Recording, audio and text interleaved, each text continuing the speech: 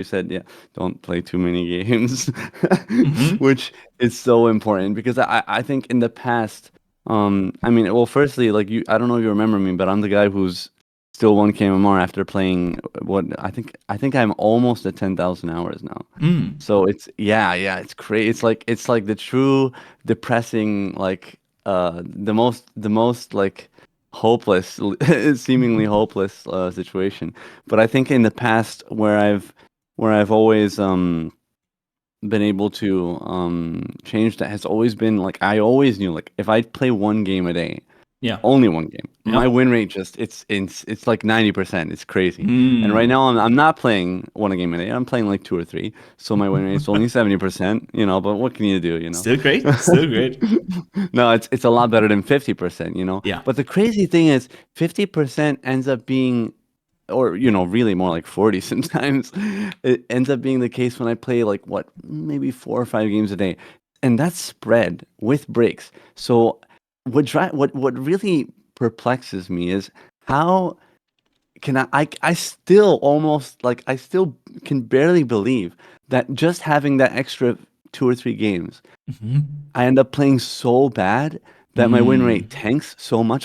It almost feels like I'm shadow pulled or something. But I know that that's Yeah. not the case because come on now, that's like the real low MMR copium right there. I'm shadow pulled, my team, But I can't even believe that I'm playing so much worse when I play 4 or 5 games a day versus 2 or 3 games a day. Yeah. It's Interesting. like it's very hard to believe, honestly. Maybe it's not always the case because I know sometimes I've had days where we all have had days where you play like let's say 3 games spread out and you just happen to lose all 3 games. You Yeah. just have bad luck, but even though you feel like you played well, Yeah. but Definitely. yeah, it's really bizarre how I'm surprised because you have people like Gork, who is a streamer. Yeah. He's Yep. streaming for Yep. 15,000 people a day who Yeah. are like LLWing in chat all the time. They're constantly, getting at him whenever he makes a mistake. He's got the pressure, and he can climb at 9K. The guy can Hmm. climb. He's climbed to 9K within a month. I think one time he did it from like 8K or something And like they're that. like perma queuing, right? So like they just Yeah, play dude, all day long. dude, exactly. And this is 1K MMR, so I can't like it. I think in the past I've always tried to play so many games a day because when I win so many games when I play only one game a day, Hmm. I'm like, okay, well, obviously, like I can do this, so let me just gain them more fast because obviously I can. Hmm. And then that's how it happens. That's how the cookie crumbles, basically. And I've been able to restrain myself for the time being, and yeah. So all is well so far. The difference is incredible. But what do you think about that? I just wanted to get your opinion on like why do you think? Because I just can't believe I'm so weak. What is this mental fortitude that I have that I can't even play? Because I can spread them out and I'll play. And like you Yeah. said, like dude, these guys are perma queuing and they're gaining. Like what the hell's going on? So I think what's happening here is that you always fall back to your default if you play a lot, and it depends on where your default is. And for some people, um, I think this is especially true for like really high MMR players. They have a very special talent in improving as a default. Like they can just permaqueue and they still get something out of it. And I think for me, for example, if I play for longer periods of time over the day, or if I'm queuing when I'm tired, I will fall back to the most basic default that I have, and this would probably be 5k MMR or something like this. So I would lose like 1,000 MMR if I would just keep queuing without a break. And I think you really need a special gift like those pro players do. Or maybe it's trainable with like 25,000 hours of Dota. I don't know. Um, to be able to improve constantly as a default. And Mm. so I think the goal for me, for example, would be to have the like best possible setting and then to be moving on from there. Okay. That's a good way of seeing it actually. That's a very important point there. Yeah, no, the default thing, because again, like especially with like with people like myself, low MMR players, like because our default is so awful. I guess that's probably what it is. Yeah, that is makes sense. Mm-hmm. Okay. And so yeah, Okay. also our our ability is never defined by like the peak that we have, but we want to get in the optimal setting to play at our peak most of the time, and then slowly create a habit of building a new default, basically. So we Yeah, yeah exactly. So over time, basically, that yeah peak like will yeah become like, or you'll get closer to yeah something yeah. like The that. more we have above average games, the higher our total average will be over time. Yeah. No, I mean, Yeah. I'm living. A lot of people are living proof of it. You're living proof of it. I'm living proof of it. I mean, Mhm. the thing is, if you yeah, I mean, I think this is why everybody like me and my rank is like my team, because Yeah. we've had that, and so do you, and everybody, really has had that experience of what it's like when you're at your peak and you're playing well, and you're like, dude, I can fucking, I got Yeah. this, Yeah. Yeah. and that's what makes you think like but that's like the potential, but you're not, that's not your constant, like you said, so Hmm. so yeah. Yeah, I think that's right. Okay, okay, I see. Okay, well that's then yeah, I guess I need to just keep the patience. It's so crazy because it's such a long, arduous grind, but That's true. it's so much longer this way, but I mean the results are there. Like I can't it's very hard for me to lose a game nowadays. Like only when, well, we'll look at one right now. When when I feel very, very like for some reason either very lost, Hmm. Hmm. or for some reason, like usually it's not like this, but sometimes for some reason, sometimes it's just like I feel disconnected for some reason, and then you'll see what I mean. Mm. um I guess this is a good example of a game like that where I feel very like I feel like I was okay, but I don't know, it didn't really go that well. I mean, I was having a good game, but I didn't really know what was going on with the rest of the team. And that's actually right now we're gonna look at two sorry, I didn't mean to say two. We're gonna look at one Invoker game. All right. Well, no, we can look at two, but I don't wanna extort you. That's We can fine. I look at have an time. Invoker game, but I didn't. Yeah, I mean, uh I've been playing. I play spirits typically, Storm, Ember, Hmm. and lately I've been trying to learn Pango. I'm a little on the fence about them because sometimes like I run into like juggernauts and things like that, and it's kind of annoying because I can't really solo kill them or make any plays, which is really, really nice with something like Storm. Um, but yeah, Invoker is a hero that I don't know. Invoker and SF are the two heroes that I've always sort of had huge problems with, and I think it's because they have such different playstyles than the Spirits. I mean, I guess you could Yeah. say that Crosswise Invoker functions in a very similar manner to the Spirits. You're running around early, you're doing all sorts of things, but he's not like you can't just YOLO in like you can with Ember Yeah. It's sometimes true. because so it requires a discipline that I don't have, and besides the spirits, the hero that I play the most is TA, and this was back in the day, not really right now anymore, because I don't really think the game favors her in general anymore. I mean, Hmm. I know that this is Lone Martin. You can always pick her if you're good and yada yada. But I feel like with all the like, there's so many things have changed over time. Like I think the peak for TA was back when there were 5 creeps in the mid lane, and denies gave experience, and you had deny damage on your Q, and you had supports who were running around at level 3 at 10 minutes because you had to buy a courier and a tome. And support life has gotten so much better over the Yeah, years. It's that's true. crazy, actually. It's actually such a joy to play support nowadays. It used to be hell. Now it's almost like I'd rather do that sometimes. You have all these neutral items that gives them tankiness and survivability.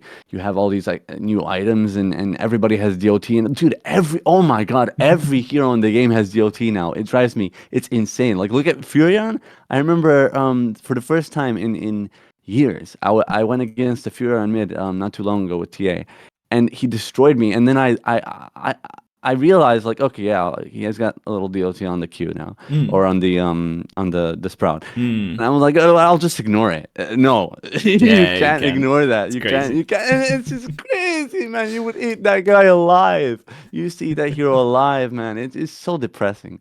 So yeah, anyway, TA back in the day, you used to YOLO in with the blink. I mean, you still get blink, but anyway, you know what I mean. You know, you have a lot of survivability with her as well. So, and she's usually you can get away with a lot on her, just like Yeah. you can with the spirit. So that playing those heroes so much, and being very impulsive and like, I think that's why I play those heroes, and I have an above 50% win rate with them because they lend themselves to what the way I like to play.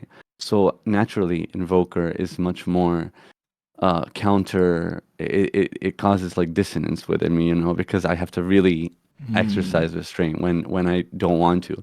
But Yeah. yeah, I try. I mean, I think Quaswick's Invoker I can get with because he's very active early, which I think is Hmm. generally how you would want to play nowadays anyway, mid, whether it's high or low. Or I think I played an Exort Invoker game recently and it was a disaster. Like I feel like that was very eye opening actually, Same for as far me. as the As you learning said that experience. you played some Invoker, I was like, all right, let me queue some Invoker games as well. And I played Exor and it was miserable. Yeah, why? Why was that miserable for you? The old gameplay that we had with like Sumia style Invoker, where you farm a ton of creeps and you gain net worth, and then You you leverage basically that. you have a ton of XP from farming the camps and stuff like this. It doesn't work anymore because the orbs don't give damage anymore, and it's just really really sad. So basically every single level you put an Exort only makes your Sunstrike stronger. And if you don't have a beautiful Sunstrike setup, you're just gonna suffer. And I think it just doesn't compare to the Quasvex Invoker that we have today. And some people do it still. There's a Twitch streamer, what's his name? MC Milan, MVC Milan, I think is his I mean, name. I know even Stormstormer and a lot of Mm-hmm. others like to go Exort still. Yeah, yeah. I mean, I see Thompson going around with a vessel with Exort sometimes. Like, it's. I mean, no, the vessel's good, period, because of Universal True, Girl. you But get the stats. But it's yeah, it's yeah, so yeah, it's really mixed. nice. And back in the old Sumia days, basically with the Invoker patch, your build was so clear with the Exort and your power spike was super, super strong, and then you were farming all the game and had highest net worth. And it feels like it changes a little bit. The role of Invoker changed a little bit, and patch over patch, it got more. Cosvex just benefited more out of it. Yeah, I think it just makes more sense with like the fact that when I even back in the day, I remember seeing Exort Invoker and seeing Quaswex and thinking, okay, because you scale if you get a Midas, especially Mm-hmm. if you get a Midas, but even without it, Exort seems like the late game stage of Invoker that Quaswex is a bridge to, essentially. Yeah, yeah. That's So how you I get see it. there in the end. You get there anyways. Yeah, But you're just exactly. completely useless right now if you played Yeah, with Exort yeah, early, unless yeah, you are a Sunstrike god, and yeah, it's just yeah. difficult. The early No, impact it is difficult. is. I think for me the game was very eye opening because I this was one of those games where I felt so lost. Like, what the fuck is going on? I was so confused, and I think it was because, and and this is like, how do I let me figure out how to put this because this was very this was a big moment for me. This happened like literally yesterday, and I was like, oh my god, I understand what's going on. Hmm. Um, I had I mean, I saw, Shaman, I saw Lion, I saw Enigma on my team. I'm like, okay, if I don't pick Invoker, I'm a moron. So I picked it, and I decided to go Exort just because we had so much catch. Like it was ridiculous. We even had some carry with us done. I mean, I could find the game right now, Mm, but it doesn't matter. The point is, I went Exort, and I really regretted it because for some reason I'm like, when I see the opportunities for to go on someone, I it's out of my hands. You know what I mean? I need to the shaman needs to do it, or someone else needs to do it, or yeah. or when I see the black hole opportunity on 2 heroes or on 3 that are important, not on fucking 5 heroes. You don't need to do that. We all know this, but this guy doesn't know this, and this is the moment where it's like I feel like this is a very big divide here because right Yeah. now the more I speak this way, the more it sounds like I'm saying, oh, it's my team, but I think it depends on your play style. Like this is why I feel like you can't play, or maybe you can. I don't know, but it's hard. I feel like it's maybe if you're a good player, but if you're a bad player like me, you can't play Exort Yeah, with yeah, it's bad difficult to play players. heroes that require some sort of setup if you want to solo carry and boost out of like the place where you're Right? staying at right now. Yeah, because I was so like I see the opportunities and nothing happens, and Mm. then also you have these you're playing around cooldowns that are 30 seconds, you know. Mm-hmm, mm-hmm. So it's a big problem, you know. And Yeah. then I play Quasvex like in this game, and a lot more feels like it's under my control, and I'm like, okay, so this is really a big point here because I feel like, let's say you have someone like me, if I just play Exort Invoker all day, I'm doomed, man. I'm gonna stay at this MMR forever. It's not gonna Yeah. it's not gonna happen. But okay, so that was, I mean, yeah, I just wanted to get your opinion on the crossflex thing. And what about the build? Like, what's going on with the I see, you know, what's going on with these Lance? I mean, Lance is okay, but what is this Manta situation that we got going on Invoker nowadays? What's, I mean, the Dispel, or like, I mean, I know he's a universal hero and he hits like a truck, especially, so the stats are good, but I'm just trying to wrap my head around these physical builds that I see on Invoker, because I saw Henry talking about how um the way that they changed him Mm-hmm. strengthens his spellcaster identity. Mm-hmm. That's how Mm-hmm. he put it. I don't know if you agree with that or not, but what do you think Yeah. about these mantas that we see nowadays? And because I went, you know, Pike Manta in a game, and I remember thinking, dude, what the fuck? I really wish I just had a BKB and a Hex, you know? Yeah, so I agree with Henry. He's way more dependent on casting the spells. And then what's happening, I think, with those kind of random looking items is that you get your basic kit, and then it's really the question, okay, how do you build this guy then?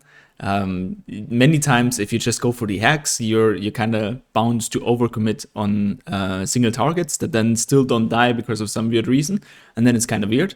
And items like Hurricane Pike and Manta and maybe in Witchblade and what else is in the kit. I've seen people go Orchid or Octarine Rush, and like just utility items like this, they enable you to stay alive and to cast as many spells as you can. So you just want to extend the period of time that you're alive and use this as an opportunity to get out as many spells as you can. Mm-hmm. Okay. Okay. Yeah, so they're usually stats heavy. They give you some sort of attack damage, attack speed, and I've seen it many times actually that people also migrate in some sort of auto attack damage dealer later on. And this is especially for, of course, the Exort starters, where they just farm a ton in the early still. They build stuff like Daedalus at the end. And it's a really weird place, I think, where Invoker is at. You have so many options, and I think, yeah, that's the difference basically to what I enjoyed a lot about Invoker is the consistency of the item build, especially with Exort. And now with the Quasvex, even there's so many opportunities to experiment with it and adjust it to the game specifically. But for me, it's still difficult to get a clear overview of when to buy what, and I think it depends on your personal style, and yeah, it's just difficult to copy paste exactly. It's a double-edged sword, right? Because Yeah, that's really nice. You know, it's nice to have the yeah, hero that we it can love get your be so personality really exactly, into it. exactly. But but at the same time, it's like it's almost like you can't be a carry player and turn your brain off and just go, Yeah, you know, yeah, Mantiscati, Mantiscati, Mantiscati every game, you know, like if you're playing Morphling or something like that. Because yeah, I yeah, exactly. remember, especially back in the days when you would play, like when I would play Morphling mid, it was you would just go E-Blade every single, you wouldn't care. You just, you know, you just farm, get the E-Blade and boom, that's it. Your game plan is so cookie cutter, you know, very, very formulaic. It's hard to like, you can, you can turn your brain off in a certain sense. Hmm. Um, how do you feel? Well, actually, I'll ask you that question later. Actually, let's see if I can remember it. But All I'll right. I'll hold it for later. I guess we just jump into the replay and we're gonna look at some Sure. Yeah. things. Yeah. And my hope is that we can identify some key concepts again that basically make it a little bit more irrelevant what hero exactly we're playing and what item build and skill build we're going, so that we just find some common ground that can translate into every single game. Yeah. Yeah. All right, does the stream work? Oh yeah, it's beautiful. Yeah. Super nice. Then let's go. My only issue with Invoker, I think in the past has always been, well, even recently has been like I hate laning with this guy for some. I mean, it's better now actually. With like it just feels a little better that the attack animation and Hmm. especially your damage feels a lot better than it did before with Quaswex, which is nice. Mm-hmm, I mm-hmm. still end up losing the lane very often, which is unfortunate. I didn't hear because I was like a little more, oh, I don't know, awake. But Yeah. I think that's the problem that I usually have with Invoker. Maybe I just need more practice, which is crazy considering the amount of games I have on him. But I don't know. But I think so true. Like if you compare it to, for example, Shadow Fiend or Lina, like they have spells that are just obviously beneficial in the landing stage, and you basically have a Cold Snap and a Tornado and EMP, which is way weaker than their nuking spells. Yeah, So let's it's see. more nuanced. I think we can go Vex first. We can burn this guy's mana. We can stun him off in the range creep. Yeah, I think I went. I'm not making excuses. I think I just went Quas because of the early game, the rune or something like that. I thought Clutch was gonna get a hook. I don't know. Wait, did I? Maybe I leveled it just now. I don't know. Yeah, I typically I do go Wix. Nice aggro. Lovely. That I don't know why it didn't work there. That was weird. Ooh, I see it. Next level. Oh, nice. I'm trying. You know. I only tornadoed there because I was I don't know, he let out a raise and I wanted to make sure he didn't get a double one. And he was already low, so I figured, you know, if I don't get this tornado, although I guess technically I should have used, oh yeah, okay, good. No, I was lucky there because I could have missed, you know. That looks very nice. Very sweaty. Very try hard, right? Yeah, love it. I love it. No, I love it. This is what I live for. This is why we're mid players. True. Yeah, it looks really decent. I'm gonna skip through this a little bit. Yeah, I feel like in the past my laning was definitely a lot worse. Now, luckily I'm a little more self-aware. Although this is one of the good games. This is one of the peak games. You know, sometimes it's so bizarre, man. Sometimes I don't play. It's like I'm a different person. It's so weird. I didn't realize he was walking. So oh yeah. Oh, you can die here. The way he did it was so stupid. Ooh. No, I don't know what he's doing. I have no idea. There we go. I was so confused. I was like, what? I wasn't throwing out the spell because I'm like, what's going on here? So confused. Very nice. Very nice. But yeah, I think this game I was not sure. I mean, I'm having a good lane, so in about, you know, a few minutes I'm trying to get out of here. I want an exit strategy, so I can't really go top. It's a fucking joke, you know. Unless like they can, I mean, if it was a high MMR game, I would tell them, hey, force the spin and I'll come top. That's what I would do. Difficult. You would probably just focus the support if you go on the top lane. Okay, so I can try that. I think what I ended up doing was I went bot later on, and it didn't exactly work. I don't know why it didn't. We'll see. We'll find out together. Yeah, I'm sorry, my memory's a little hazy because this was from a few days ago. Yeah, that's fine. So. Lasted looks really fine. If you can keep up this like level of lasted, 20 lasteds in like 5 minutes, that's pretty decent. Okay. Yeah, 25 to 5 minutes. I really miss Denai's giving experience. Like I'd be crushing this guy if it was like that. 12, still, nice. Like your CS here is way above average for this bracket. Now that's usually been the case, but in this case, yeah. Thank you, but I think in the past, and you know what, you're right. Actually, I think I used to have more trouble with that, like even more than I think I used to. But I have improved lately, so that's good. Oh, kill him, yeah. How did I fuck that up? The meteor was too far out, I think. Too far out, yeah. Okay. And you can click him like once, twice. You can even walk high ground here and tank that race. And then, yeah, meteor should be here. Oh, okay. Right, it's close. And he has stick charge as well. That's a shame. And the fairy. I feel like maybe the fairy was the deciding factor. Maybe I could have chased with the cheeky sunstrike if I. Lucky bastard.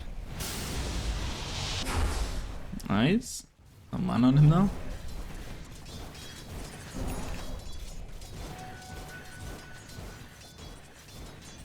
So here, I think I was thinking, okay, he doesn't have mana. I can't really rotate. I don't have much, but Love it.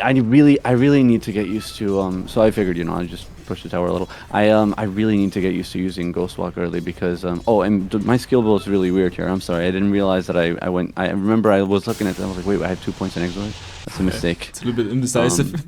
No, yeah, I know I should have gone Quas. I think I just did it out of like I think when I level up, I immediately press spacebar to level up, and then I might have accidentally Yeah. leveled up. You know, yeah, that dude, that happens so often where I'm trying to go for a kill and I need a spell on like another hero. Usually it's an Invoker, and or no, sometimes it's Invoker, and I click that button and I try to cast a spell, but it's like, wait, you can't level this up. You've already leveled this up, and I see. and I feed or I lose the kill. It drives me crazy when that happens, man. Oh my god. Yeah, so I think for Questvex you just go 4-4-0. Yeah, 4-4. I think 4-5-0 has always been the case, right? And then you just max the Exort. And then so now here I'm already trying to. I don't know why I can't believe he didn't back there. Yeah.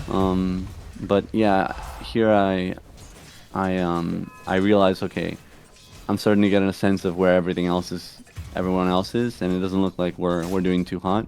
Looks like Jug is having a good time. Looks like this guy's having a good time. So I figure, okay, let's try to get out of it. I mean, because I don't know if I should still be here. I feel like maybe I shouldn't be here. Like, should I still be here? Like, I don't know if this is good. Like, I'm having a good game, but I'm not doing anything. Like, I'm not really doing anything to the SF anymore. He's at a point where he can just raise camps. I haven't taken the mid tower. I haven't done anything with the strength that I have. Like, this is the spirit in me. This is the Ember spirit in me. I'm like, I want to go. Yeah, you know? yeah, I feel it. So I think as soon as you get the Urn of Shadows, we're just looking for opportunities. Like if they start diving, or we can look at bottom, for example.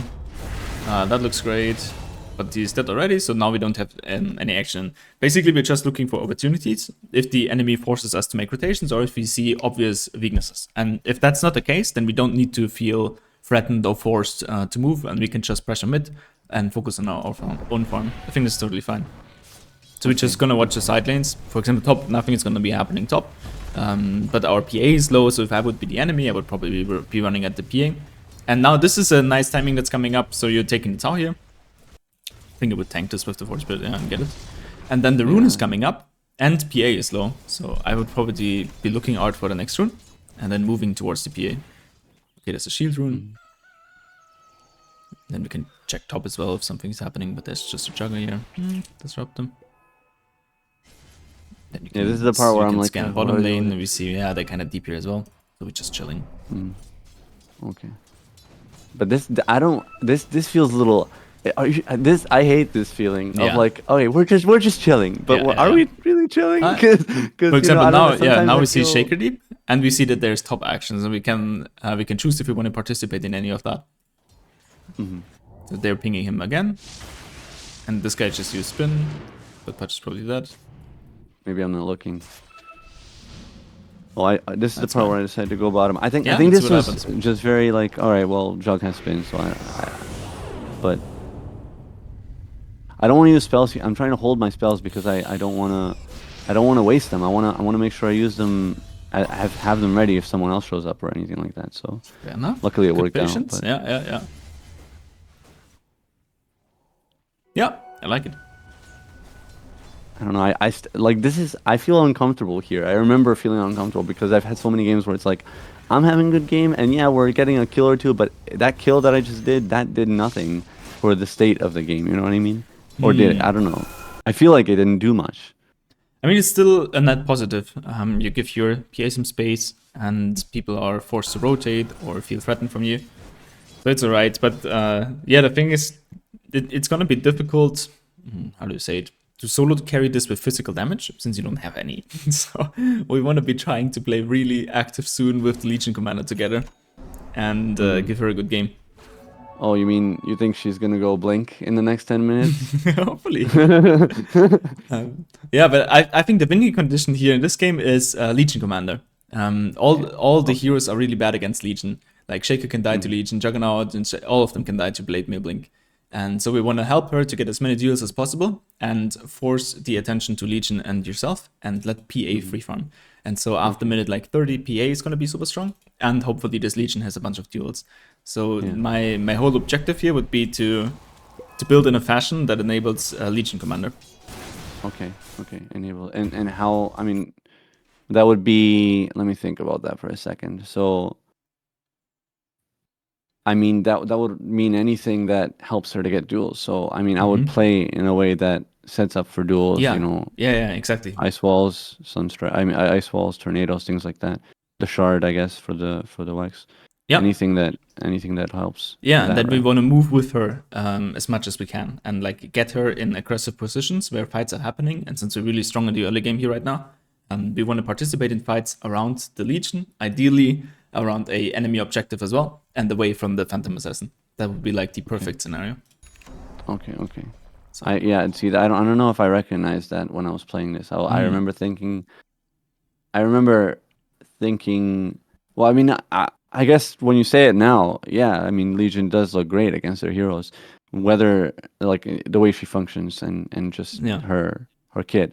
But yeah, I don't know if I we'll see what I do, whether my play shows that I recognize that or not. I don't think So it is. we can check out these movements towards the bottom side. And what's happening here is with this movement, we basically put some energy towards the Earth Spirit, and we kind of push out this wave just by our presence here.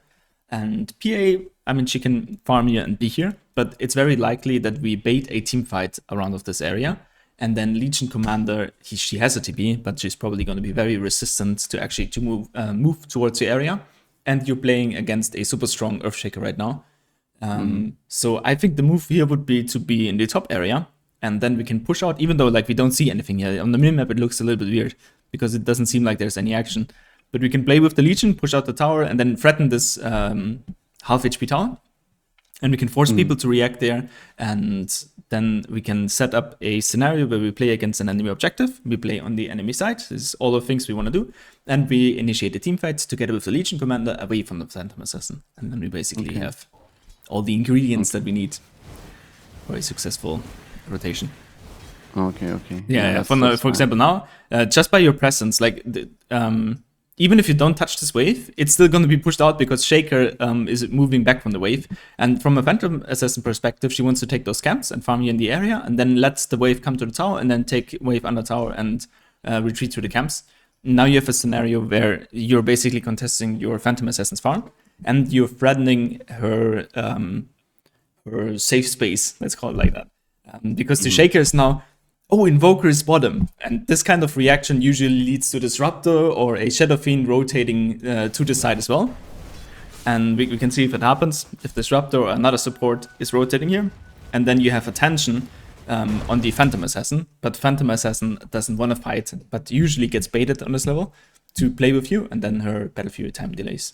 And this dive here as well is too deep, since you don't have a follow-up that's able like to connect here. Phantom Assassin is not a candidate for it. Phantom Assassin just wants to farm, and this Pudge is, I think, just support, and we don't want to play with him.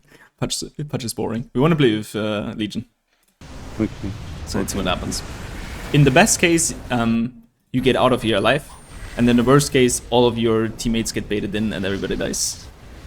Okay, so I mean, I guess. Okay, so I shouldn't really be too concerned about the whole jug, because that Disruptor is also scary. I mean, he's not scary obviously if I play well, but I really hate that ult. It's really irritating. If I get caught in it, or if I mean, like, I guess I shouldn't be so concerned with that. I just be concerned with who enables me, and who I enable, as well. And now look at this positioning. Everybody is missing on the map, and our Pudge is really deep in, and he's just gonna die if he meets anybody. And our Phantom Assassin is like, the fuck? Where did you go? Yeah. But she's just motivated by you to move there, because you pushed out the wave, you made some action here in the mid, and she was like, maybe I can throw a dagger. And like completely forgetting the idea of, hey, my timings are actually important in this game, and I want to get my stuff as soon as possible. Okay, so yeah. No, so yeah, basically 90% of the time, it is a grief to go to your carries lane, essentially. And then Legion completely misses the assignment as well. She doesn't even have blade mail, starts to take the Ancients, instead of taking a top tower that is completely free and seems to be uncontested. Like this wave, so she pushed it when just I see, once. I'm sorry. Yeah, she wants to just push that out and yeah. But now, what do you... when I see, if I look at Legion and I see her right now and I see her items and I see like where she's at right now in Yep. general, her Yep. state, I should I not care like that she's doing what she's doing? Should I say, no, no, dude, we should still try to do what you're supposed to do. We should still go top and do Mhm. your and play your role. We should still do that despite the fact that, you're doing what you're doing and you're this, well, you don't have any items or anything like that, or like you don't Yeah. have an item, or Yeah. we should Yeah. still And try to do that. like in worst case, if you just walk, let's rewind a little bit. Rewind even more. This game was nice. I like this game. That was cool. And then you went back to the mid. And then Hutch, friend is dying, and now Legion stop.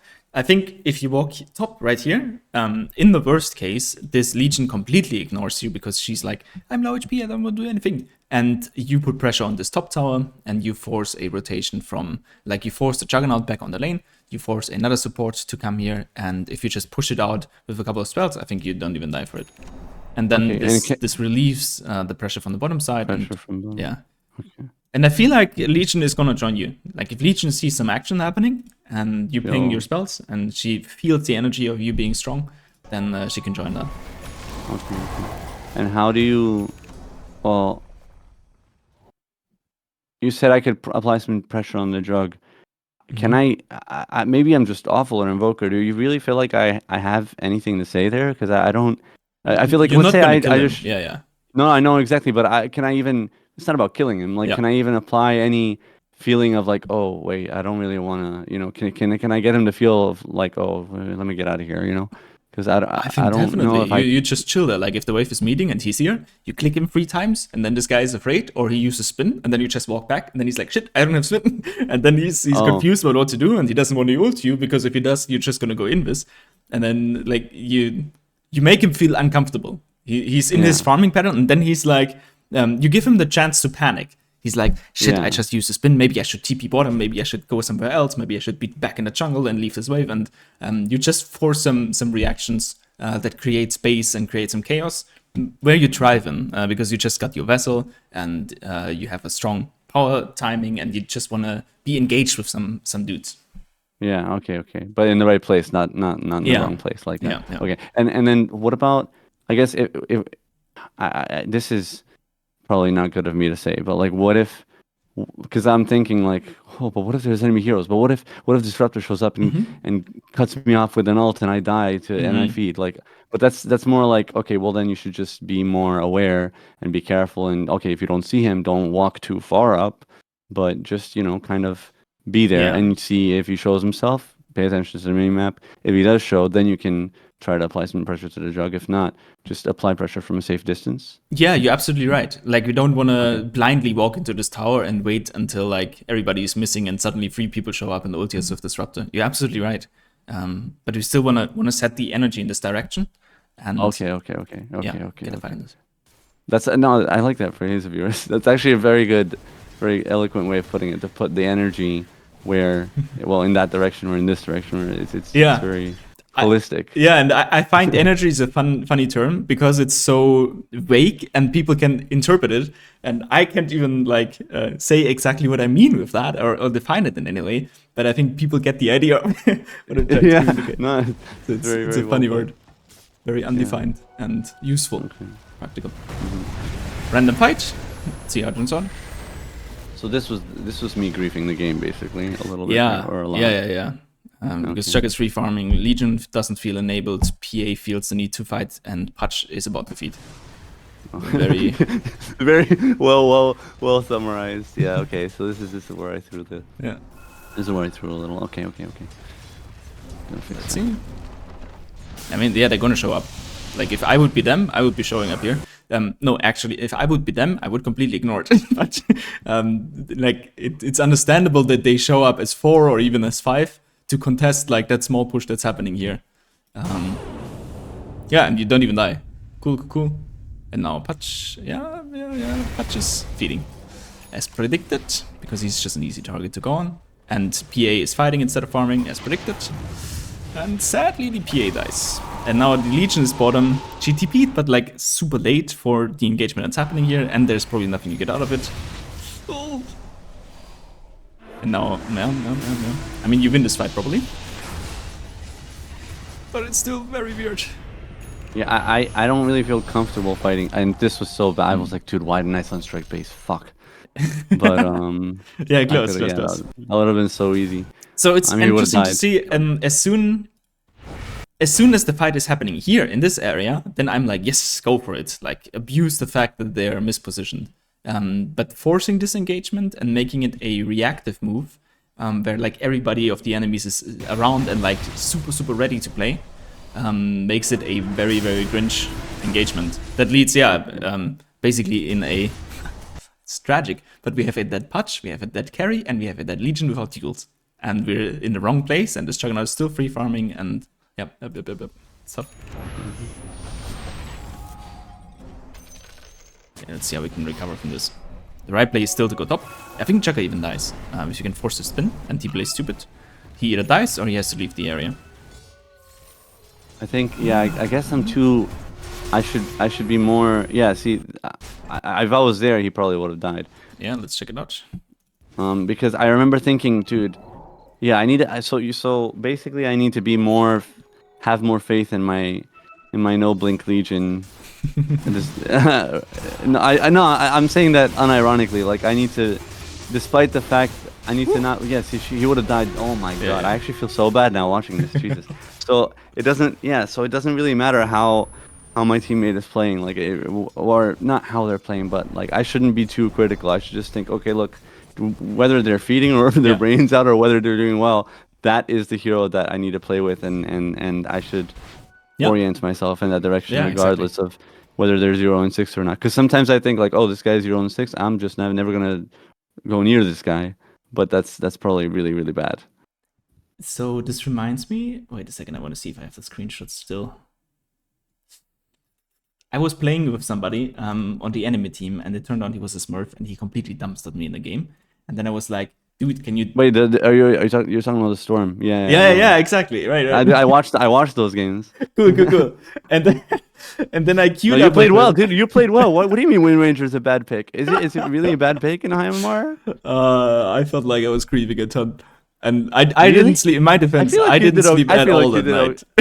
I feel like you did. Oh wow. Okay. Well, I mean, I still feel like you did okay. I mean, I was watching and I was like, I mean, he didn't crush you in the lane. You came out okay. Yeah, I don't know. Afterwards, dude, I don't understand how that first game where you played the Wind Ranger. Yeah. And he rotated. He got a triple kill bottom. Yeah. Exactly. I don't even understand how, because he didn't do anything fancy. Like, he just was super. I swear to God, he was super lucky with that rotation. I mean, no, obviously I'm wrong, but like, you can tell me why he got so lucky with the triple kill, because you rotated and I think you got a support kill out of that or something, or maybe I don't even know. But it's like the same exact rotation, but this guy gets a triple kill out of it. He wasn't even that far ahead. He wasn't that far ahead. He just recognized. I guess no. I understand he's playing Storm, so he understands. And he's like plays the hero well. He's 20k hours or whatever, so he knows he knows how to push his limits really well. He knows how to identify a situation where he will be able to benefit. Like, for example, here I should have identified the Legion thing, but I don't know how he got that triple kill. Like, it was, I swear to God, people just grouped up. It was ridiculous. I don't know how he was so lucky with that. I was in this game. He didn't do anything fancy. I swear to God, I watched the whole game. I'm like, well, he's good, obviously, but how come it seems so elementary, his play? Like, no, I don't mean that in a bad way. I mean that in like I get a very it. I felt like this like all way, the time. I felt like everything this guy does just works for no particular reason. He's just walking around, he gets the rune, nice. And then it's 50-50. Everything works. Exactly. I'm so happy you understand me. Okay, yeah. So what is that? What is that? Yeah, that's really the difference there. And I mean, he was like 7,500 MMR, so comfortably, basically 1k to 2k ahead, and that just makes a huge difference. And yeah, it was pretty cool to see. And then, what did I even want to say? Yeah. So I played with him a couple games after it, because I asked him, like, dude, can you show me how to play Dota like this? And then he said, well, I need somebody to queue for all roles so I can play it constantly. And I was like, sure, let's go. And then I played with him, and his ability to make something out of seemingly nothing, like I was completely outmatched in the games because I was playing against all the, like Dota does it really well, where Smurfs play usually against Smurfs. So I went in the craziest lobbies where people were my rank, quote unquote, but had completely new accounts, all of them. And then I was completely outmatched and lost the lane. So we didn't have a carry that was strong, and basically we didn't have any items. But this guy still made it work. He was still like, from the concepts alone, even with a net worth deficit and completely clueless people like me in the game, he was still able to make a ton out of it, and that was really, really inspiring to me. Oh. Okay, and that just comes and you said that comes down to understanding interactions between between heroes, like how to push your hero to the limits, or how do you think that how would you like Yeah, how would you basically the advise someone matchups. to develop something like that? Yeah. Like to really critically, or like it's a matter of CPU power, I think, and time. But if we think about, okay, what hero is strong against which hero, then we have like, okay, PA right now isn't strong against anybody. She's just like Mm-hmm. no farm at all. And then people like Legion, they are strong against like basically all of them. Mm-hmm. And if you discern, okay, can we play with Legion against Disruptor? That would be perfect. Can we play with Legion against Shadow Fiend? And like this dude, that Smurf, he would be smoking that Legion, even if she would be in the jungle right now. He would just press smoke, so the auto attack from the jungle hit would stop, and then tell her to move with him against the Shadow Fiend or against So the Disruptor or something. what do you think about? Yeah, well, exactly. I don't mean to interrupt you. I just want because you said he would do that. So how that action? How do you feel about communication? Because I think this is like a whole spiel. We don't need to get too deep into it, but I think I've gone back and forth on it. I think in the past I've always played with the all mute, not even on the side, in the settings, that one. And Yeah, I still do in general, actually. I yeah, just think the reason why is it helps me focus so much more and eliminate any sort of yep, yep. distractions. And then I have had games where I don't put that on, I forget or something, and I end up finding, like, actually just recently, I was queuing support. I picked Marcy because I'm trying to learn the hero because I am bored out of my mind when I play support, so I need to play something fun. So, and she scales, which is nice, and she hits towers, if they're dead. So that's nice. But I was queuing support. I got support, and someone misclicked and picked Treant mid by accident. They wanted to pick Tiny, Yeah. and I understood all this because I had people unmuted. So I actually we swapped lanes. I went mid. I went 20-0. Perfect, beautiful, and it's all because I had people unmuted and I I understood what see, I was going. see. And sometimes I do have that in my games where, let's say, if sometimes I feel so disconnected, like I told you, and I think that might be because I have no concept of what the hell is going on in the game, Yeah. so that I can adjust my gameplay based on what the condition of my teammates is. Maybe if I let's say if I see my carry says GG, I feed, Yeah. AFK jungle 10 minutes in, I will adjust my playstyle, obviously. Hmm. If I don't have that information, information's power. You need to Usually have they that. still play though. That's a funny thing. Like Oh minute yeah. 50, GG, then they still play. Then they still play. No, I've done that, but yeah, Same. I don't. I'm no, it's true. But I'm on the fence about like because after that situation with the Marcy game, I was like, dude, I'm never muting people again. And Yep, then yep. and then what happens is I get so distracted by someone saying something stupid or someone just saying I don't know, some chatter, someone saying something that just triggers me out of my Yeah, I feel mind. you. Like, you know what I mean? And it's like, dude, how can you say, I can't believe I'm in a game with this guy. And it distracts me so much that I start to lose track of like my farming rotate. Uh-huh. I just get out of the flow, Yeah. So, you said you would tell the Legion, that guy would tell the Legion, let's go get this jug. Like, I've, in the past when I've done that, um, I find it's almost like that Invoker game with the Enigma that I told you about and all these stuns where I think, okay, if I base my rotations on my team executing their hero somewhat correctly, I put a greater chance of risk, Yep, into the yep. thing. Now, I'm not arguing you at all. You're the good player here. So I will take your advice regardless. I just want if you could clarify, like, or just Oh explain, yeah, like, what do you think I should do? Like, how, like, because that's the dichotomy, not the dichotomy. Now I'm getting too much with the words. But that's the divide that exists within my mind. Oh my God, Rap God 2024. That's the divide that exists within my mind. Like, okay, I want to think like in that way. Okay, let me see who enables me. Let me see who I know to play with. yeah. Blah blah blah blah blah. And then I this happens a lot with this is my issue, by the way, with SF especially. I have like 500 games on SF. Hmm. The only hero that I have a sub 50% win rate with of the heroes that I play, Hmm. and it's because I swear to God, you don't have a stun. I remember one time I was well, not once. There was this Smurf actually. This is hilarious, actually. Very, very similar case to yours.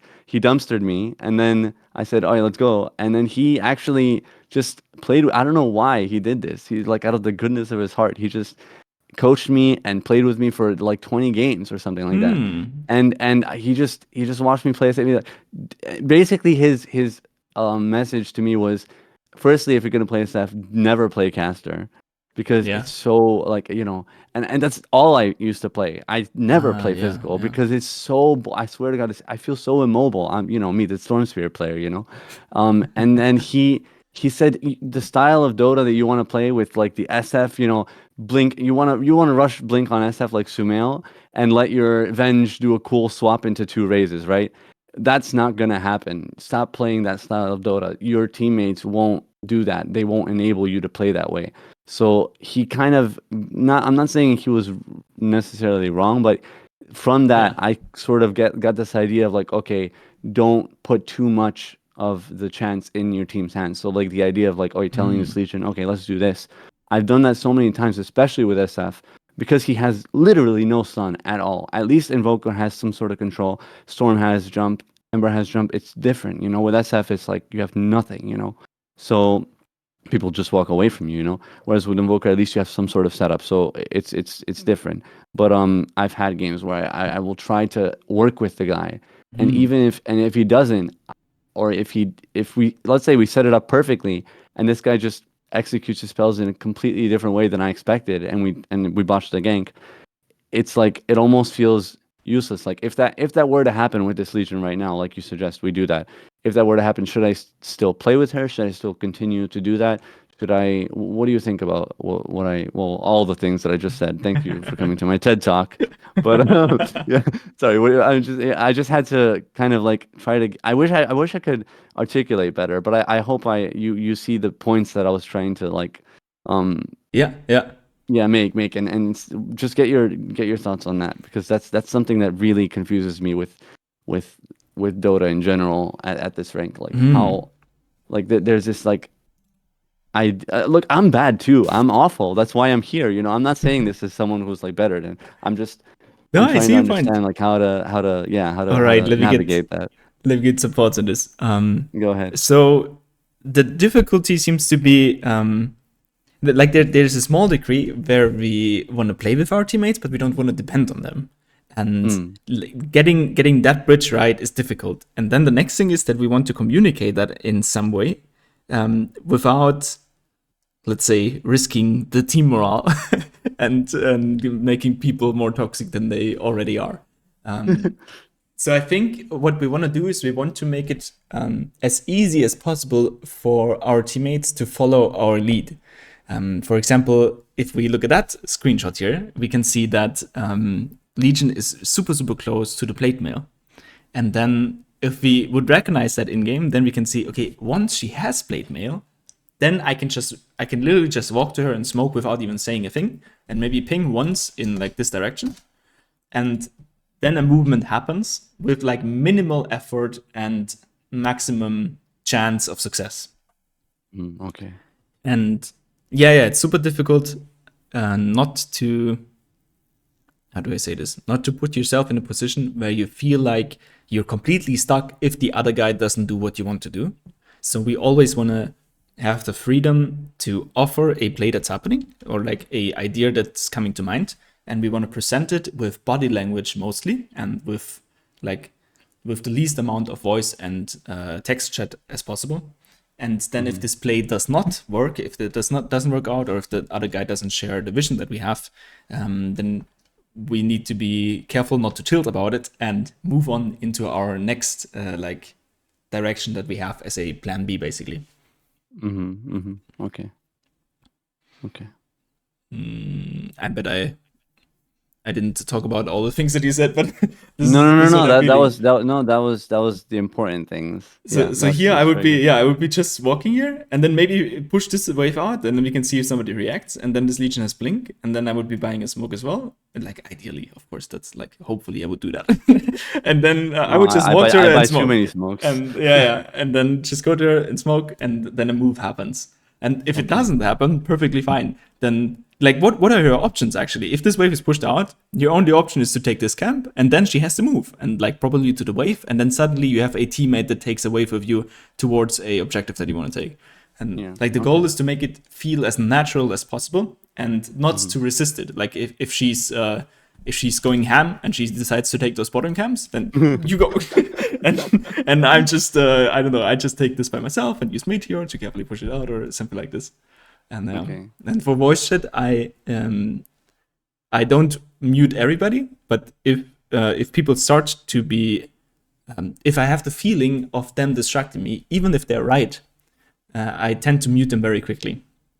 And I actually have a funny experience with this. I had a coaching student, and I joined his game, like he was playing, and I just decided, okay, I don't have time for a whole game, but I can watch a game. And then I joined him as a coach, and I just looked at his gameplay. And if you join him as a coach and he accepts, then his voice chat gets into like the coaching chat instead of the team chat, right?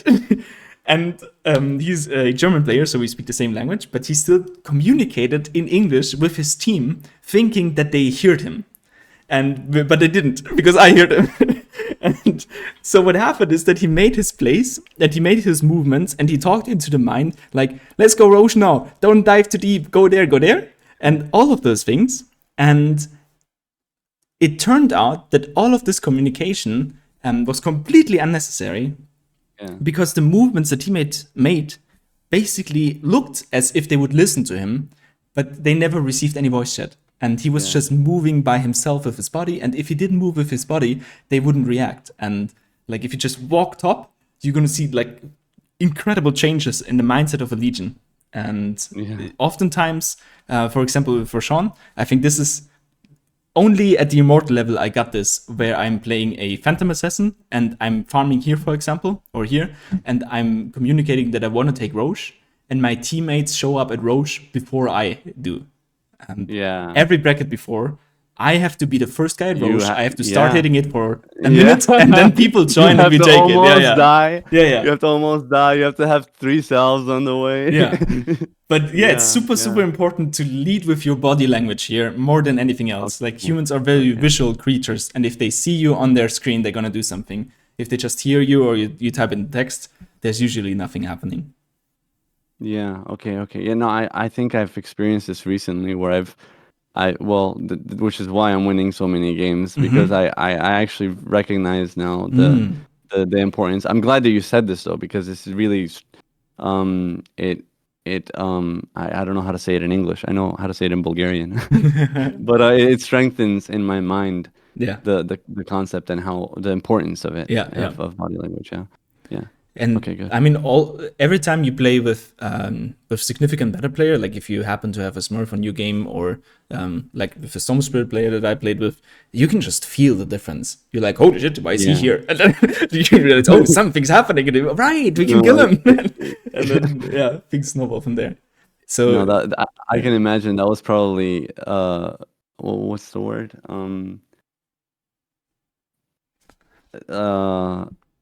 It's a really, really. Oh my god, I'm sorry. This is so embarrassing. I can't believe I forgot the word.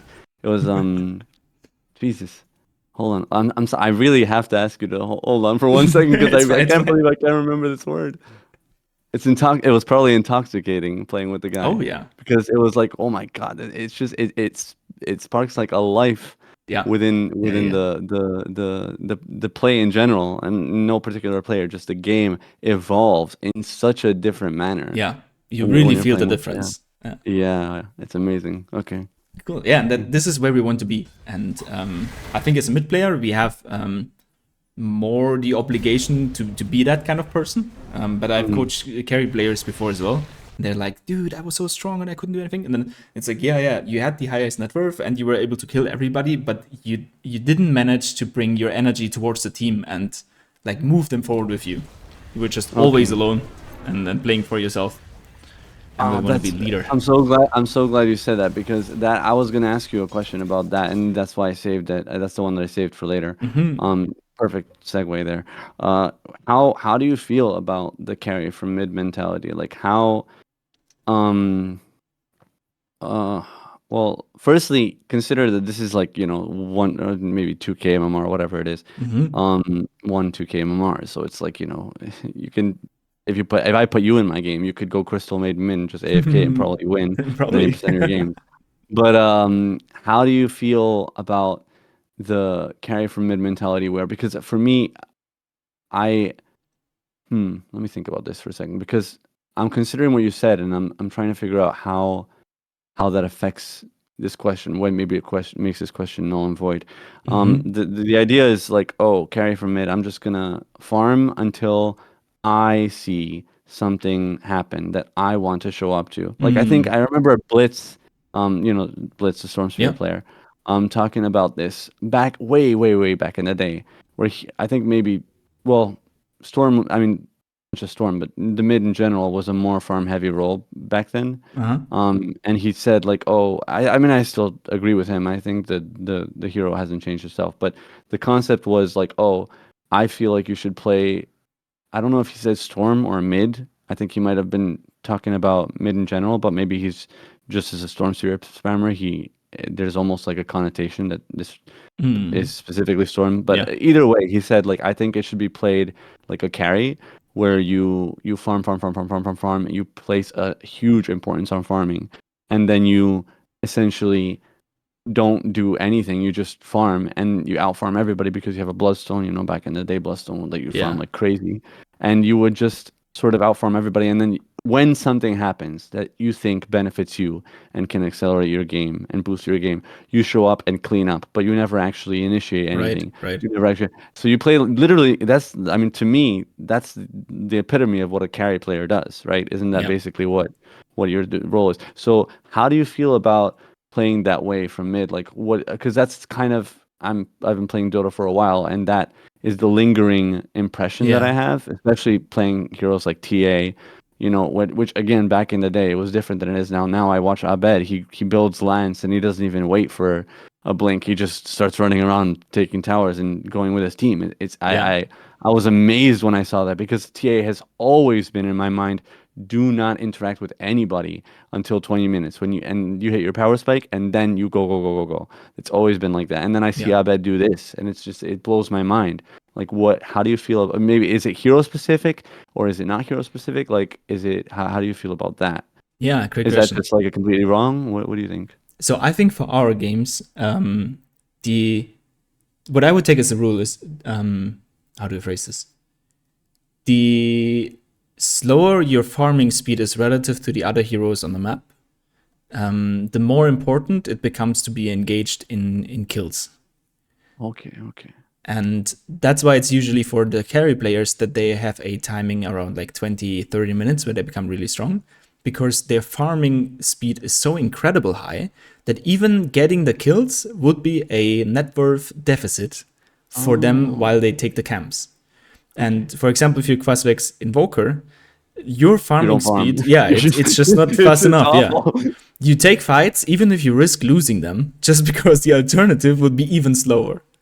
So Okay. basically, you always do the things that are good for you, like from a very egoistic point of view. You always want to boost your own gameplay and your own hero. But we do it in different ways. And Different ways. yeah. And it Right. depends on the farming speed of the hero. Yeah. Okay. And then if Thank you. Okay, that helps a lot. Okay. And then yeah, if you what? Sorry. the data or like this concept drifts a little bit if you get into the high MMR or in the pro scene, because then, for example, with the TA example that you take, if you don't use every slightest power spike that you get, you're gonna fall behind. and Yeah. they are forced even on carry heavy players. Like I see anti mage, they get the battle fury and they still engage in the fight because they know if they What? don't do it, Oh my then they're God. gonna lose their space and the game is gonna collapse. But Wow. as normal human beings, we don't face this sort of pressure and this sort of like precision. So we just abide by the rule of farming speed versus Okay. benefit from team fights. Yeah. Okay, so damn. Okay, that actually, wow. No, but now I understand why I have that inclination because of Mm. playing so much Storm and so much TA. And then SF is another problem because he farms Hmm. so fucking Oh yeah, fast. yeah, But he can't this is the other thing with SF, like you farm so fast, but yeah, okay, but someone clicks a spell on you and you die, yeah. And the It's not initiation like is horrible. morphling. Yeah, and you can't escape. It's like Yeah. yeah. It's like it's almost like that's all he's I usually I have that custom hero category thing, and I put him in his own little tier of like auto loss or something like that. So how, I mean, what do you think you should? I don't know if I honestly, I mean, I've played so many SF games. I don't know if I'll stop playing them completely, but how do you feel about how do you do like Invoker? It's pretty clear, right? Crossflex, you're so you have strength, you can use it with SF. Like how would you? Because with Storm is different. I feel like Hmm. with Storm it's very different because you have firstly you have this late game. You can always farm for late if you really feel like Mm. it's necessary because you have the late game ags situation. Yeah, And that's really really thank God that exists. Otherwise he'd be awful. But he with SF, it's not like how do you feel about SF? Because that hero you can farm, but it's almost like it's for nothing. There's like it almost feels like there's a very delicate time where you might have the ability to really exert some sort of effect on the fights in the game, but I don't really know where that is with SF yeah, anymore. I yeah. don't know. I mean, and I'm talking about caster. I guess physical. How do you can tell me about that? What you know about that? Because I Yeah, don't yeah. I have any idea of what's going on with physical SF. I've played it maybe twice. I I always play think this is where caster. the problem lies. Magic SF feels like Exort Invoker to me right now. It's very, very Oh, difficult to pull off. It's like in the okay. perfect game, you can still play it, and if you're just better than everybody else, you can still play it. But I would, if I would be picking a Shadow Fiend in this game, I would just play it like the old TA, exactly as you said. You don't show up for 20 minutes unless it's like a one team fight already, and then you turn out with your Dragonlance and Butterfly, and the game is over. Oh, is that how SF is? Is that how yeah, tell me about physical SF because I have no idea what's going on. When is he strong? Like when? Because I see like I think back in the day, right? It was always Shadow Blade and then BKB, right? You just rush the Hmm. two. Tread, Shadowblade, BKB, boom, and then 20 minutes you show up with those items and you fight. But even back then, I never thought like, okay, well, it doesn't feel like TA where you show up with a Blink, a Deso, and Yeah, an Aegis at 20 minutes and you just kill everybody. yeah. SF it doesn't. It's not like that. So how it almost feels like that's not his most strong. But then later on in the game, the later the game goes past 20, 30 minutes, even if you're ahead, you still just die. I guess maybe there's like a 25-minute point or somewhere there where you can have like you said like the butterfly or that extra item there that where maybe that's the power spike. I don't know. I have no idea. That's just my guess. Where is it? Where is his strength? So this would be the item build here that I would recommend, and then you can switch it up a little bit. I think you don't need BKB at the beginning all the time. I would just probably go Hurricane Pike into some sort of maybe just Chrysalis and then Butterfly. And Hmm. the idea with the hero is that very very quickly in like 15 minutes, 16 minutes, you get a couple of huge items that make it almost impossible for the enemies to fight into you, and then you Oh, take whatever you want and you basically zone them from the space until you get your next power spike and Roche, and then you finish the game.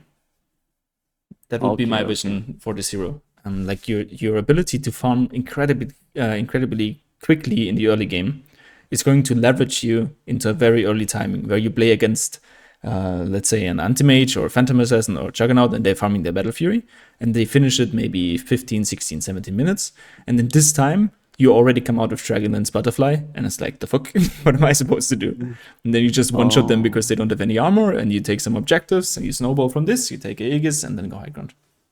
Oh, okay. And so then because you're mentioning things like butterfly, crit, Mhm. how how, because I swear, like when I go on Dota 2 Pro Tracker, all I see is like, you know, I see something like drums, lance, manta, pike, BKB. I see all these super defensive builds, and I've been warned so many times by not just you, by other people. Stop going defensive items. You can't do anything with them. Like it doesn't do anything. And I keep thinking, wait, but I'm gonna die. I need this. Like the Storm Spirit has an Orchid. What am I gonna do? Yeah. How? Why? How do you feel about that? Like why? And why do I see like so many defense? Obviously because they're good. They're against really good players. Yeah. So that's necessitated. So I think the disconnect here again is that their pressure that they experience in their games, it doesn't allow that huge of a net worth lead, and then you have to play more defensively and you have to be playing more cautiously. But in our games, ideally Especially we have our items. Games. Yeah, no especially in those games. No need for modesty. You need to have those items, and if you need to have strong items before the Storm Spirit gets the Orchid, or when he has like, what is a Orchid timing on Storm Spirit? I don't know. Let's say it gets 50 minutes, 40 minutes. Yeah, that would be pretty early, and then he is rushing Orchid like crazy. And if you stand there again with Dragonlance or maybe Hurricane Pike, and then whatever damage item, even with Crystallis, like he can chump you, but you're still gonna crit him. And the idea is to basically overpower him from a timing standpoint. Okay. So that's no, thank you, because I was I think I've always had issues with SF, and I think that helps a lot for me to understand like what's going on with this guy. Okay. I'm sorry to derail so much, but it's very helpful. It's super interesting for me to think about those topics. To hear this. Yeah. Okay. So yes, back to my griefing the game. Let's going bottom. Jump over this and just look at the next interaction. Okay, so this is I've basically because the real, if you think about this in a macro perspective, I've been downstairs for like 5 minutes basically. So that's 5 minutes of consistently ruining the game. That's just one motion. Yeah. And for really the for each lane as well. I mean, it sounds horrible, and of course every individual player I would say the same to him. But Phantom Assassin died on the carry lane. Legion wasn't able to do anything, and then she solo died against the Juggernaut, and many things going on. No, you're right. You're so right about her though, because her mentality, like when you said the mentality of a Legion player will change so much if you walk with her, because and her mentality was actually I'm talking out of my butt, because the fact that she tried to kill him solo shows that she has the right concept. She wants to do something. Like she got plate mail, she's like, yeah. If you give her the opportunity to shine, she will. Yeah. We lift our teammates up. We don't push them down. True. So that was that. And then let's see the next movement. I think, close. Woo! Oh, nice try. People they walk in weird ways here. I remember a clip where Sumail was talking about how it's impossible to Sunstrike 4Ks because they don't do anything. They just walk in a straight line. They're so bad, they're good. All right, so zooming back to this, we see that Phantom Assassin just died, and usually this would be the cue. Okay, we don't want to do anything with them, but Echo just was used on Shaker, and now we see a Legion TPing in. And from the same mentality that we want to play with the Legion commander, we want to enable her, I would immediately head towards bottom and be like, cool. I can EMP cast somebody, and like even if you just catch the AA or this guy, like everybody dies with this Blade Mail duel. Okay, so it doesn't matter. Okay, I see, because I'm always saying like the idea, things change. Like, okay, we don't want to be playing bottom, but right now, firstly, the PA is dead, so it doesn't matter. So and also like the Legion leads the Legion. Exactly. Enable the Legion. Exactly. Okay. Yeah. So the position changes radically, but the concept is still the same. Away from the PA, together with the Legion against weak enemies, and against Legion, everybody is a weak enemy right now. We just play with her. We move here. We see the Disruptor, and in my mind, if I would be playing this game, I would completely commit on Disruptor, because I would know that Legion is gonna kill them anyways. Like that would be my mentality here, just from the hero matchup. I don't die to this guy? No. You just go. You force everything. Like the Shadow Fiend might move here with some weird rune or something, but you can force every single spell on him, or even if you just Tornado EMP, you just want to commit something and see if he uses a spell. And even if he does, like, from my mindset, I'm not sure how much I can trust this Legion to do her job, but Legion should be killing those guys immediately, and then one maybe runs off, and then she's going to join me anyways, and we can fight, and we can even play against the Shadow Fiend. That would be my and this guy, I can't. I look at how much mana I have. Like, how do I commit on this guy? I mean, okay, Tornado MP, but if I want to do more, like how, like I'm thinking, like, okay, I don't want to use any big spells. Exactly, I was about to say. Yeah, that. Spirit Vessel, Cold Snap, Alacrity. Okay, but then he uses ult and Cool. You just run to the side here and you chill a little bit, and then you wait until the Shadow Fiend comes. Then he gets hooked, and then the Legion is gonna follow up. You get another kill, and easy. That's my gosh, man! I'm way too afraid. I guess. Jesus Christ. But like that. I've had too many bad experiences with them. This guy or with Morph. Then we would just try and see what happens. But I bet if you initiate on this guy, he's not even thinking about ulting you. He's just like, oh shit, there's a Invoker, and then he's like running away, and then this, like, he's running in this direction, and then the Shadow Fiend, like, from his perspective, if he sees a panicked disruptor running into his direction, he's not gonna have the energy and again this lovely word, he's not gonna have the energy and inertia to run aggressive into you. He's like, oh, my disruptor just panicked. Maybe I should just panic. Scary, and then and then he's moving back as well. And then suddenly those guys are completely singled out. You can choose to either kill him, maybe this guy lands a hook or whatever, or you can choose to get kills here with the Legion again. Okay. Yeah. And then this is irrespective of the fact that Jug is chilling right now, because this is the other issue. Is like, right now, I mean, I can't do anything to the Jug right now solo, and we're all here anyway, so I might as well make the best of it. Right. Yeah. Ideally, you wouldn't be here at the first place, but I mean, like, ideally, you would be with Legion constantly killing the Jug. Yeah. Playing around him and forcing disruptor top and everything like this, but can't have it all. So now the Legion's playing here, and that's a little bit the sad part, because now she has a duel, but she's completely alone, and then she's probably going to try to duel, and then she's probably going to grief.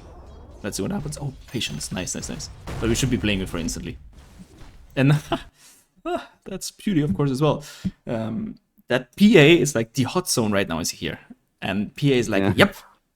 I mean... Let's go. Yeah. No. I mean, no, I'm even worse. I mean, look at what I'm doing. I'm AFK. I guess, what's wrong with, why am I not, I guess I didn't have mana. I should have, see, this is the problem. Ever since they changed the Ghost Walk, dude, I cannot get I really need to get used to this, because if I just Ghost Walk 30 seconds ago, I'd be full mana and HP with at that fight. I'm so not used to that. I mean, they just changed that like 2 patches ago, so I keep forgetting about it. And now without the clarities and everything. Yeah, and now see how quickly this the whole feeling of the map shifts.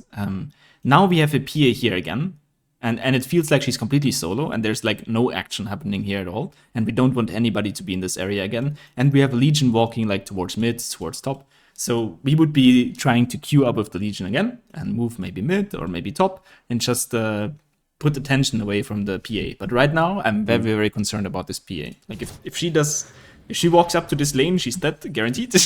And if she's just lingering around here, she's probably dead as well. So let's see what happens. And then, regarding playing with Legion here, I think I have I place an over importance on, this is going to sound crazy as a low mark saying this, but pushing waves.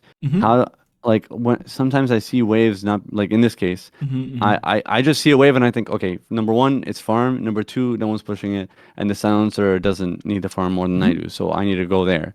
But I should be with the Legion instead.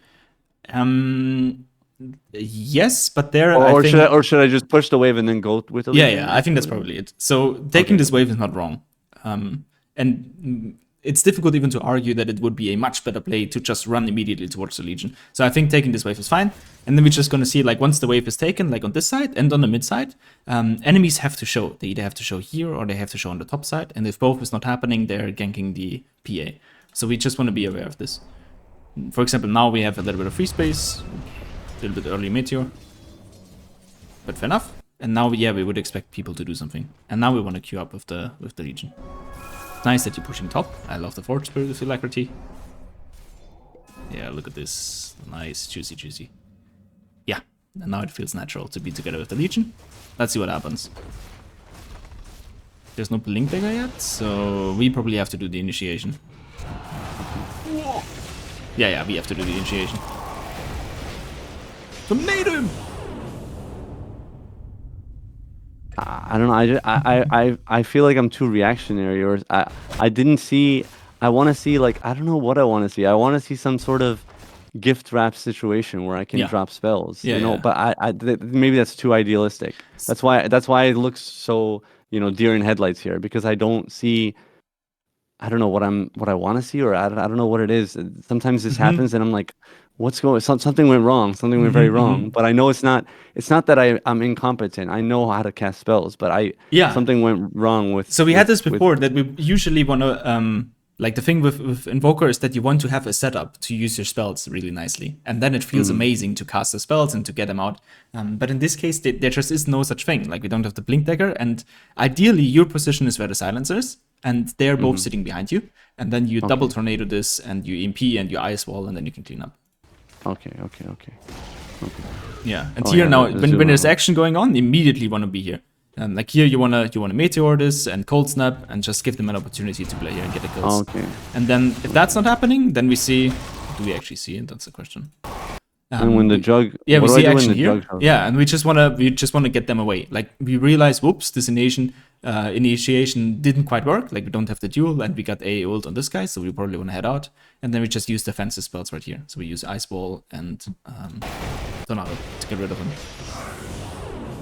And here again, they're silenced. We could just kick them out. Okay. That's life. No, I recognize that was really bad. I don't know what I remember when I was playing. I was like, oh, I really must have. Yeah. And now shit happens, but we don't have the Legion with us. Now we have Legion. I guess That's okay. I guess I'm too used to playing. Ah, look what I don't happens. know. Easy. Reactionary. Still easy. Okay, P8. Still easy. Oh, this was awful.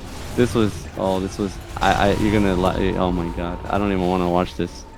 I had the ice wall and the ghost walk ready, but I'm like, let me. Nice. I wanted to. You know what I wanted to do? Yeah, I yeah, wanted yeah. to turn around, cast it, and then ghost walk. Yeah, But that was really nicely done by Shaker. It does. I forget. It gives him attack range, doesn't it? The totem. I don't think so. Or does it? Oh, it does. Actually, it does. Look at Oh me shit, it does. here. Yeah, Holy I hate crap. that shit. Oh my god. That's ridiculous.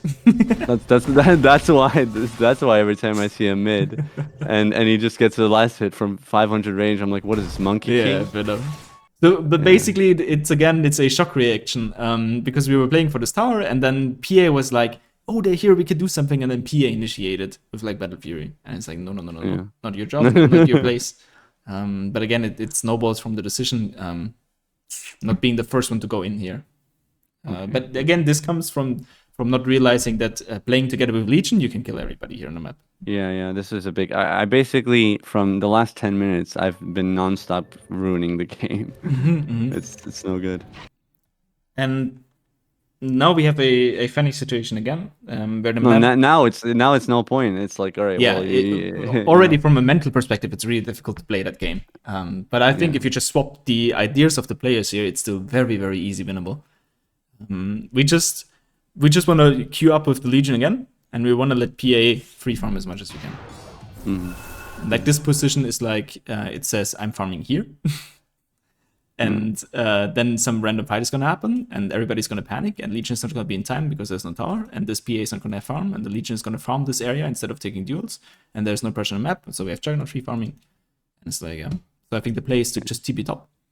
Buy smoke again, or just walk with them, get some engagement here, let the PA free farm, force them top, get a duel kill, make something out of it. Okay. Because now we're so tempted to play here. It's like, oh, Juggernaut. And like, okay, we realize we cannot play, and then we just have to leave the area, and then this area becomes unplayable for us and for the Phantom Assassin, and Legion isn't doing anything. She's probably gonna die, yeah. I wouldn't be surprised. Somebody's gonna die here. Ah, look!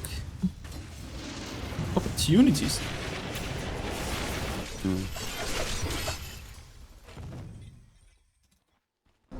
XD. But they're very forgiving. Like, they didn't dive us. We didn't die here. They didn't take the tower. So we can just chill and wait until we have Legion up again. And then basically do the same thing. But probably Legion is going to TP bottom, yeah. Shock reaction again. It's like completely reactive and out of panic. Then when people are here, when people are dead on your team, do I do the carry thing and say, okay, I'm AFK farming until I see 5 heroes, and then we go? Or do I think, okay, wait, no, this guy's dead, but he doesn't matter, we can 3v5 if I see a good opportunity, or if I think like, okay, our positioning can be used in our advantage. Maybe scroll to the section here. So the Legion dies top. I think this is what we're talking about. I mean in general, but in this case, I guess it was Legion in this case. Like right here, what should I do here? Should I just TP top and push out waves and farm, or cut mid, or should I go down and try to cast spells? Let's delay their push a little. I think we want to chill top. Showing on the bottom side is too difficult. It's too risky. Like, we don't know the strength of the enemy heroes. We don't really know if they have any catch. It feels difficult to be here. But mid lane is completely free. Like, we see those two on the top side. We see that this guy's low. We can even Sunstrike low. Maybe try. I don't know. But then we can push this wave. And then I would just farm this camp up here and position myself on the top side, catch this wave, and then make it suggestible for the Legion to come top and join. And I would give up this tower here probably. I think this tower doesn't really change much about the game, but getting some Legion duels and PA free farm would really change it. Okay. So you're doing the right thing. You're pushing out mid, and then you're taking the camp, and then you're taking the wave top. Perfect execution. And then now it's just the thing that the team is not really on the same page. Again, the Phantom Assassin is in the action, and it's a little bit weird. And then of course Legion feels forced to react here. I think I want to see this actually. Yeah, she looks top, she looks bottom, and then doesn't even see what's going on. She just panics and goes bottom because like, I need to help, and then that's not working. Yeah, but I think your play is still right. Even here, like, you don't really want to TP in there. They're just dead. As soon as they fight here, they're dead. That's why we would have given up the town, and then we just continue to pressure top.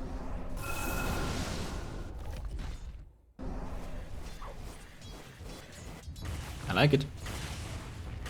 And then we chill here, and we still wait for Legion to do the right thing. Yeah. I don't know how he saw me there. Whew. Okay. Yeah, I think mentally this game is over for the teammates here. And now it's just a matter of time. They're still going to give you plenty opportunities to regain this game, I think. Oh, always. I feel like it's actually, especially because it's low MR, even in high MR, but especially here, you will win ridiculous games if your team just doesn't give, as long as they don't give up. Yeah, look at that. Shadowfiend just dies. Huge. Yeah, that's huge. It's huge. Yeah, no. This guy might die as well. Yeah. Yeah. This guy might die as well. Literally Game of Thrones. Literally Game of Thrones. Like, we win here if we just fucking stop. That's hilarious.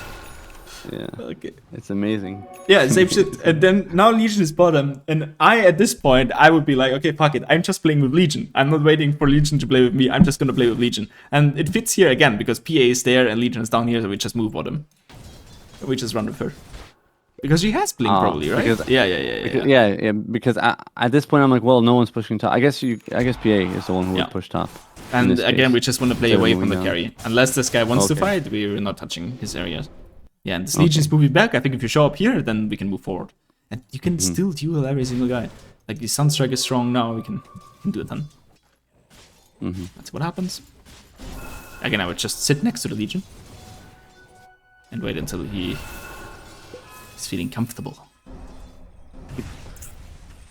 Yeah, but we're indecisive. Like, we're not leading. We're doing like what everybody else is doing. We're just looking for some little, how do you say it, when bread crumbles in like small little pieces. For those pieces of farm, that's what we're looking for right now. And everybody doing the same thing. Yeah. Oh, the punch is in the action. Same thing. I want to play with Legion. Yeah. And this is here. I'm just pushing here because I'm like, well, okay. Fair enough. I don't know what else to do. Almost, if there's nothing to do, you just push the waves. That's always a good. But no, but usually there is something to do that I'm not doing, which I should be doing Yeah. instead of pushing away, or I should be pushing the right wave, or the wave that's closest to, or I should push one wave and then go to the Legion or something like that. Yeah. And so even if I'm support player here, I just bring into existence the idea of playing with the Legion aggressively. Okay. And like yeah, I set a ward here takeaway or something, and then even if I'm Jakiro or some random hero that doesn't enable Legion at all, I just walk with her. I smoke her and I walk with her. Go. Okay. But this is how it should look like. Like you should be all together and PA somewhere else on the map, random, and then you just play against them. You don't want to 5 against 5, so yeah. I like that you push him bottom. Yeah.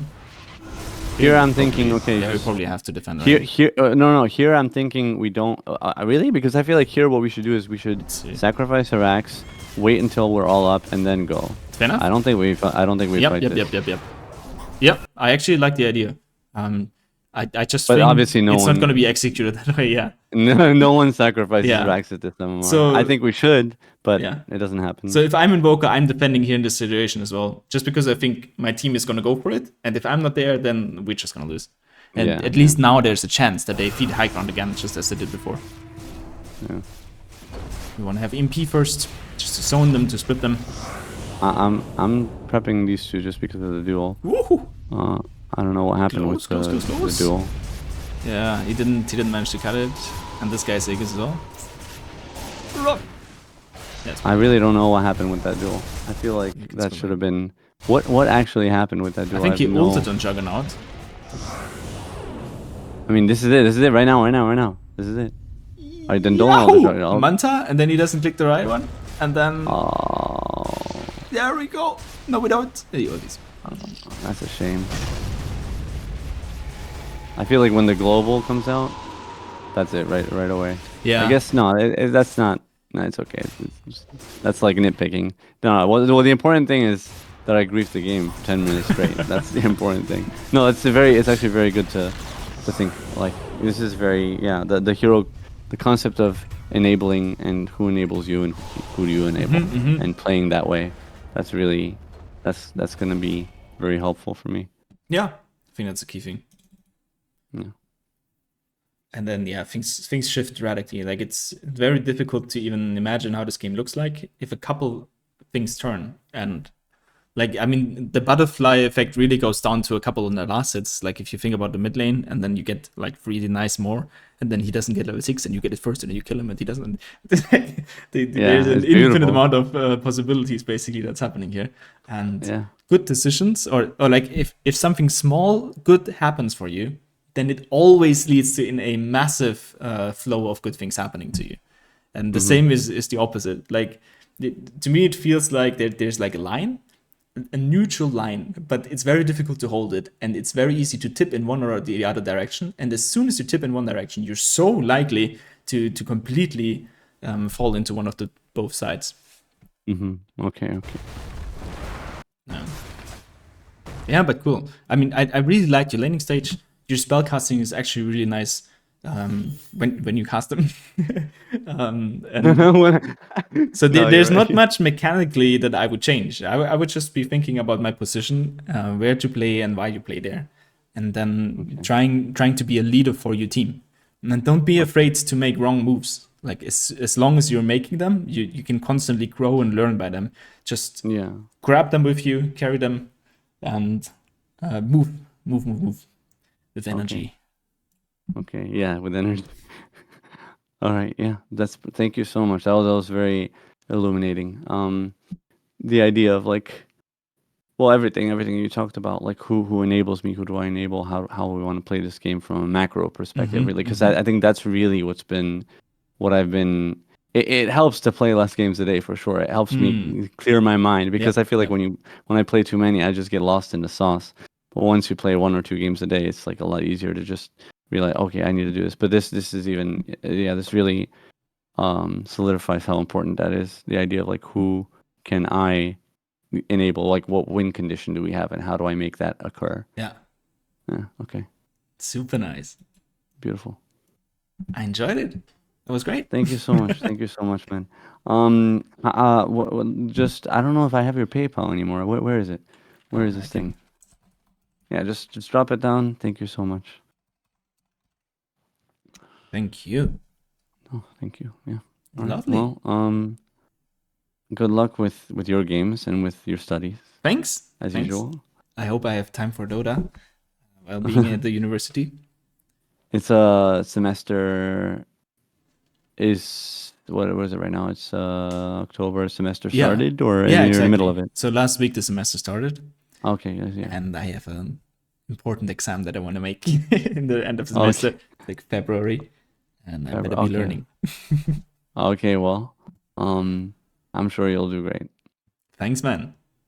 Yeah. All All right. right, loved Thank you it. again. I'm excited Take to care. see your progress in your Improve. games. Feel Yeah, I free hope to so. ask if anything comes up.